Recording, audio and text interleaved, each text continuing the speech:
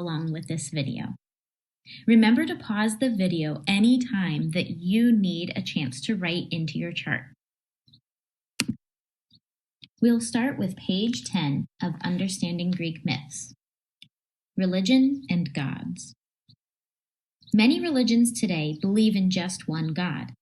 The ancient Greeks followed polytheism. They believed in many gods and goddesses. Each one had a special role in the world. Greek myths explained the origins of the gods and how they affected everyday life. Not all the gods had the same importance. The Greeks believed that Zeus was the king of the gods and had some control over all the others. Other gods managed certain parts of nature. Poseidon ruled over the sea. Hades ruled the underworld, where the dead were sent. And Helios ruled the sun. Other gods and goddesses were in charge of the seasons, hunting, or music. But the gods were not seen as all-powerful. Even Zeus had to obey the Fates, who controlled what would happen in the future. The Greek gods looked like humans and acted like them too. They had faults and weaknesses, such as jealousy and pride, and if they did wrong, they were punished. Greek ceremonies and rituals were performed at altars and temples. To keep the gods happy, ancient Greeks made offerings and sacrifices. Animal sacrifices were a way of worshiping the gods.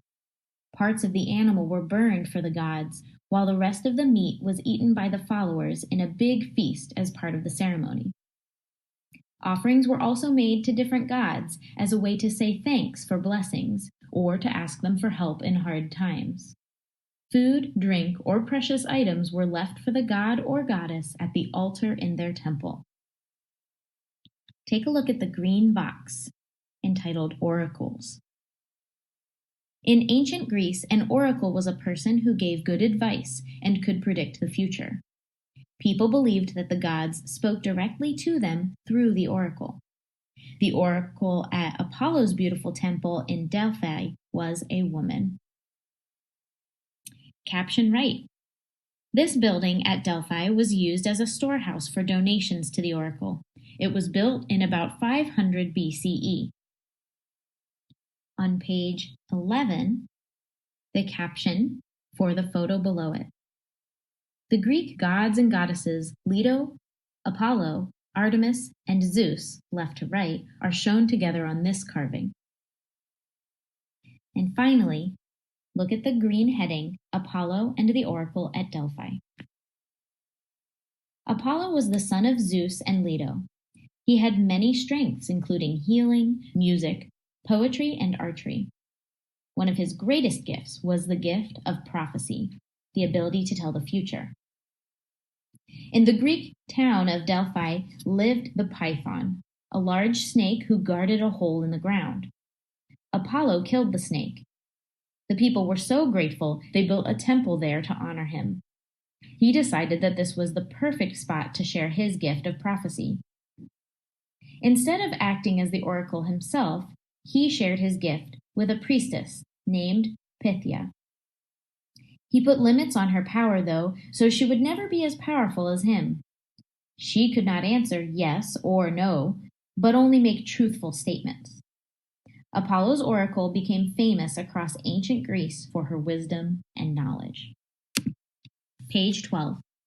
Gods of Creation. For ancient Greeks, the world was created by the gods. This included not only the landscape, but even the parts they could not see with their own eyes, such as the heavens and the underworld. Through their creation myths, the ancient Greeks were able to see the world as a place with an order to it. See the myth on the next page, 13.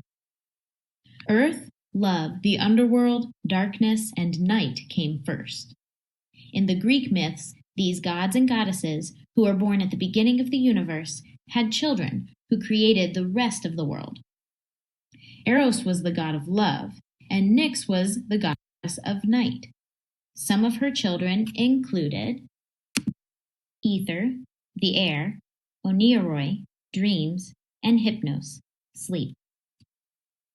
There were different classes of gods. The 12 most powerful gods, including Zeus, Hestia, and Hera, were called Olympians because they lived on Mount Olympus.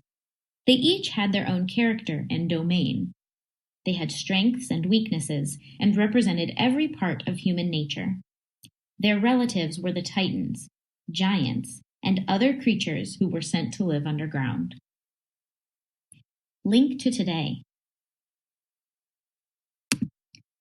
Gaia was the Earth Mother, and Zeus was god of the heavens. We still use the phrases Mother Earth and Heavenly Father today. Page 13. Minor gods. The ancient Greeks also prayed to other, less powerful gods who roamed Earth and played a part in the everyday lives of the people. Craft workers might pray to Techne, the spirit of art and skill. There were also nymphs, who were the spirits of the earth, sea, and sky. Dryads, who were the nymphs of the trees, were tied to their tree homes and died if the tree died. There were also many different types of mythical beasts created by the gods. The Gorgons, centaurs, sirens, and harpies were just some of the creatures who helped or interfered with the gods, creating problems and tension in the world. Caption for the picture above. The mythical Gorgon was a terrifying woman, often with snakes in place of her hair. Caption for the image on the left. A battle scene on a Greek vase from 570 BCE shows a centaur fighting a soldier. A centaur was a mythical beast that was half man, half horse. Chaos, Gaia, and Ouranos. The ancient Greeks believed that the gods created the heavens and earth and all things in them. In the beginning, there was a vast empty space called chaos. Out of chaos came Gaia, which is earth, and Eros. Gaia gave birth to Ouranos, the heavens, and she had many children with him. These included 12 Titans who were powerful gods, 3 one-eyed giants called the Cyclopses, and the 3 Hecatoncheires, who each had 100 arms and 50 heads. Ouranos did not like any of his children, so he hid them deep inside Earth.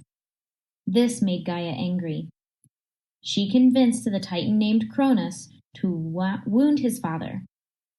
Cronus did this, and from Ouranos' blood sprang other giants, nymphs, fierce goddesses called the Furies, and Aphrodite, the goddess of love. Page 14, Prometheus. Prometheus was a Titan, one of a race of powerful gods. He was the champion of humankind, and he used his cleverness to help them. One day, Prometheus took clay and made figures of humans.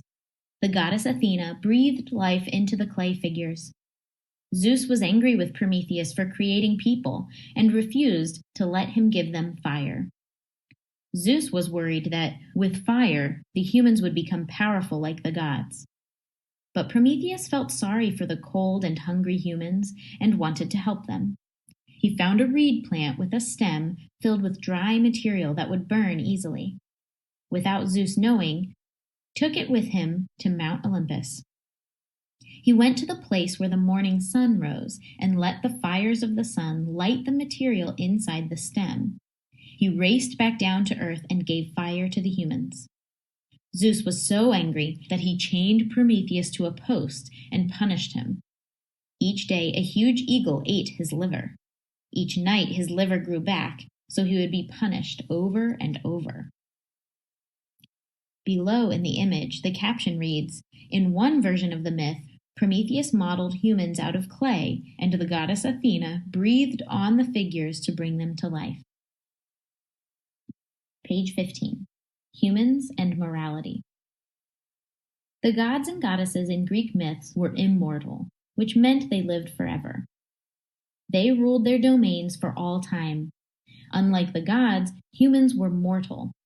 The Greeks believed that after their death, they would pass on to the underworld. When the gods created animals, they used the help of 2 Titans. The Titan Epimetheus gave the animals gifts, and Prometheus inspected his work. Epimetheus gave some animals swiftness and others strength or beauty. When humans came along, Epimetheus had nothing left to give them, so Prometheus gave humans civilization and culture instead. The underworld. The ancient Greeks believed that once their life was over, their spirits would travel to the underworld. It was called Hades after the god who ruled it. This place of the dead was dark and gloomy. Souls had to cross the river Acheron to reach the underworld. Charon was the ferryman who transported the souls of the dead from one side of the river to the other. Ancient Greeks placed a coin in the mouth of the dead person as payment to Charon. Prevent a haunting. The ancient Greeks believed that providing a proper funeral was the way to prevent the spirit of the dead person from coming back to haunt them. The relatives would wash and clothe the body and then lay it out for people to pay their respects. Then they would walk in a funeral procession to the burial place, where the body or ashes were then buried. The grave would be marked either with a burial mound or a tomb so that the deceased would not be forgotten. The family would make regular visits to the grave to leave offerings of food and drink. Caption for the image below.